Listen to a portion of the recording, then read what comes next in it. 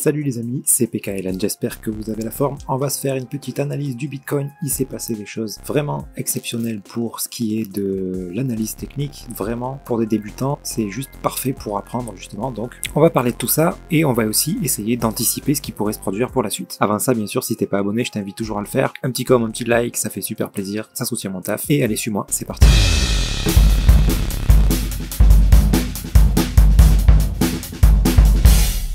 Donc le Bitcoin, on a eu quelque chose de magnifique là, ici, pour analyser ça et analyser le fractal, c'est juste parfait.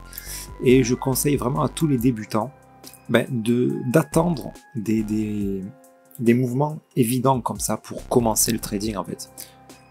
Quand on est sur des choses plus complexes, il y a plein de trucs qu'on voit pas, on se fait très souvent avoir. Donc l'idéal c'est de guetter les structures et d'essayer de trouver des beaux mouvements comme ça, avec des structures claires et précises, vraiment. Là, vous voyez ce qu'on avait dit, il y avait ici, donc là on avait eu une chute, une montée, on avait dit attention, on était par là. Si on a des setups d'achat, on en a eu un là, ça vaut le coup de le tenter au moins pour swap. Par contre, après, attention de surveiller qu'on n'ait pas un setup de vente. Parce qu'on avait la possibilité d'un running comme ça pour continuer à baisser. Mais on n'a pas du tout eu un setup de vente en fait. On a eu un super beau setup d'achat, mais alors là, il est parfait ce flag là. Vous voyez, là, on peut pas se tromper quoi. Ça, c'est un setup d'achat, on peut pas le rater. Donc, celui-là, magnifique. Qu'est-ce qu'on a derrière? Boum, on vient casser le top. Là, qu'est-ce qu'on fait? On pose un break-even. Donc, un stop loss, juste à notre point d'entrée. Enfin, en tout cas, au pire, si vous êtes rentré un tout petit peu plus haut, le stop loss, quand on rentre dans une impulsion comme ça, le stop loss, on le met là, hein, au bas de l'impulsion. Donc, là, on remonte le stop loss au dernier plus bas. D'accord? Comme ça, si on perd de l'argent, même si on est rentré un peu tôt, là, on perd vraiment très peu. Ensuite, on regarde ce qui se passe. Ici, bim, correction, running. Derrière, impulsion, correction. Bon, celle-là n'était pas très jolie, c'était pas super évident, mais ouais, ça reste quand même propre, quoi. Le running était propre, là.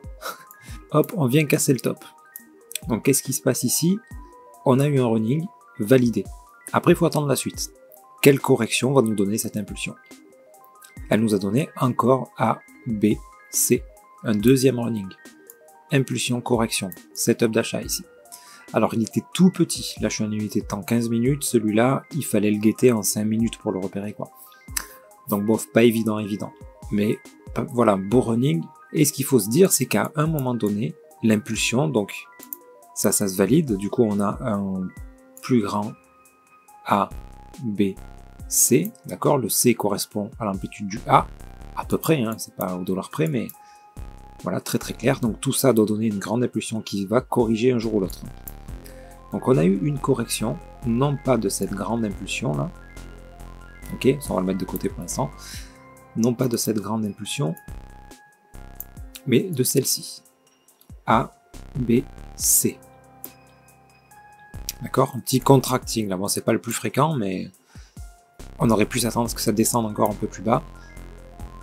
Mais ici, encore un petit setup d'achat là, un petit running, une petite unité de temps.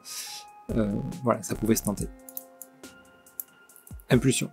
Voilà, tout ça est validé. Donc A, B, C. Vous voyez que le C fait l'amplitude du A encore une fois. Et tout ça, à un moment donné, ça doit se corriger dans une plus grande unité de temps.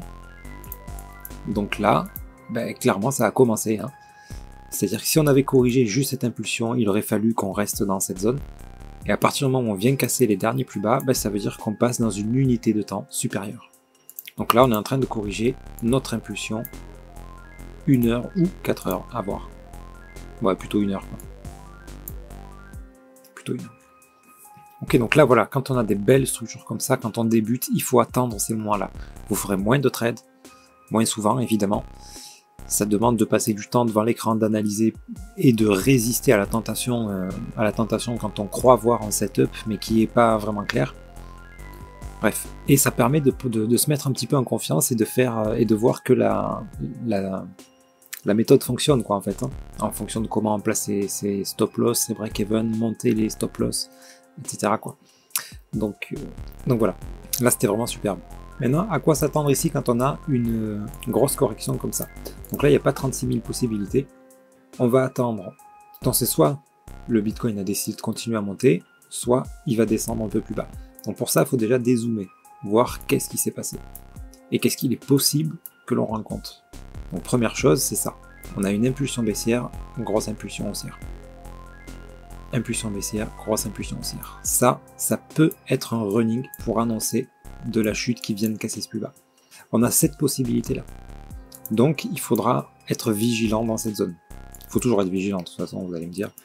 Mais voilà, il faut être vigilant et guetter les setups. Si en une heure on a un setup comme ça, il faudra se méfier parce que là, setup de vente plutôt, et on risque de venir descendre et de chuter jusque-là. On a ce risque-là. Maintenant, on a aussi une deuxième possibilité, c'est cette impulsion-là, qu'elle corrige tout simplement en 3 mouvements, donc A, B, C, s'il choisit de nous faire un running. Ou impulsion A, B, C, s'il choisit de nous faire un flat. Ou, enfin après il y a d'autres possibilités, hein. Donc A, B, C, sans venir casser le plus bas, si c'est un contracting. Bref, dans tous les cas, ça nous donne les mêmes directions, hein. Vous voyez, A vers le bas, B vers le haut, C vers le bas. Donc ce qu'il faut, c'est arriver à choper la direction par un setup d'achat et se retrouver dans la direction pour gagner, pour avoir des profits tout simplement. Après, prendre un peu de profit, si ça continue de monter, tant mieux. Si ça s'arrête, ben, on a mis logiquement un break-even, donc on perd rien. Et si après on a un setup de vente, ben, on peut tenter la vente aussi. Voilà, il faut essayer de s'adapter un petit peu au mouvement du marché. En tout cas, les choses à se méfier, c'est que ici, on ne sait pas si on va obtenir ça, si on va obtenir le scénario 1 ou le scénario 2 avec une correction qui descende, soit une correction comme ceci pour ensuite remonter, venir casser ce top. On ne le sait pas. Et même sur une plus grande unité de temps, pourquoi pas obtenir ici A, B, C, vous voyez? Ou si ça se trouve, on a déjà eu notre A, B, C, et on va venir en haut. Vous voyez? Ça aussi c'est possible. Donc bref, pour pas se paumer dans tout ça, on fait par petits morceaux. Et là, on sait qu'on a le danger d'avoir un running comme ça. On a ce danger-là. Donc, quand on le repère, ça, il faut pas attendre qu'il y ait une grosse chute comme ça pour prendre un sell. Parce que là, vous risquez justement de vous retrouver dans une configuration comme ça. Et là, votre sell, si vous avez pris un sell ici, arrivé là, vous êtes mort déjà en fait, hein, vous vous faites liquider quoi. Donc quand on repère qu'il y a une possibilité comme ça, et qu'on est sur une montée comme ça, ben c'est à chaque fois, dès qu'on casse le dernier plus haut, on get, c'est en petite unité de temps si on n'a pas un setup de vente. Il y a dû en avoir un ici, hein. On va regarder après, mais il y a dû en avoir un. On get s'il n'y a pas un setup de vente. S'il n'y en a pas, très bien, on fait rien. Ça continue de monter, ça monte. Est-ce qu'il y a un setup de vente? Oui, là on peut tenter. Quand on est en haut, là c'est trop tard. Hein. Pour un setup de vente, c'est trop tard. Il faut attendre vraiment que la structure se développe. Si on a ça, là on pourra tenter. Voilà. Parce qu'encore une fois, on a vraiment là des risques de se retrouver comme ça, là, et comme ça. On attend les setups. Pour rappel, hein, il y a toujours là, dans la description de la vidéo, vous avez un lien vers la vidéo justement qui explique les setups d'achat, setups de vente. Donc eh bien, tiens, on va vérifier justement tout de suite si on a eu un setup de vente ici. Pas en 15 minutes en tout cas. Donc ouais, il a dû être en petite unité de temps celui-là. La vache, il était... Ouais non, il y en a eu, là on a chuté sans setup.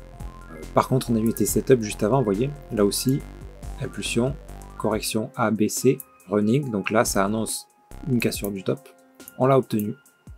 Ok, donc si on est rentré dans un trade comme ça, d'où l'importance d'avoir des break-even, hein, parce que là, putain, on a évité ça. On a eu ce setup de vente là peut-être.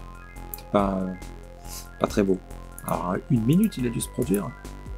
C'est ouf ça. Ouais, en 1 minute. Vous voyez, impulsion, petit running baissier là. Pff, là ouais, ledge. Hein. Franchement là c'était celui-là pour l'anticiper, c'était chaud là. Ah par contre en 1 minute là on a eu un beau régular. Non, même pas un régular, un contracting. Les contracting en ce moment ils les aiment bien, j'ai l'impression. Petit contracting là. Parce que là il est pas venu casser le plus haut.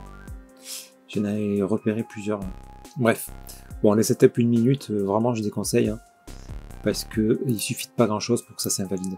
Même 5 minutes, moi je traite pas les unités de temps comme ça. Là. Vous voyez, en 5 minutes là, on a eu un running ici. il a été validé, donc là il faut attendre.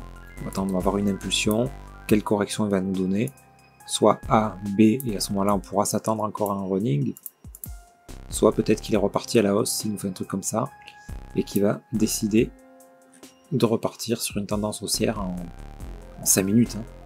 Donc on peut rester dans la tendance baissière longtemps sur une unité de temps plus grande. Hein. Donc bref, quand vous faites des trades de 5 minutes, il ne faut pas espérer choper des gros moves en fait. Il faut rester vraiment dans des petites unités de temps, ça se fait avec des gros leviers. Donc là, il faut vraiment avoir de l'expérience quand même avant de faire ça. Sinon, vous allez cramer tout votre argent. Bref, voilà, je voulais parler de ça aujourd'hui dans cette vidéo là, justement, vous expliquer un petit peu là des belles structures comme ça.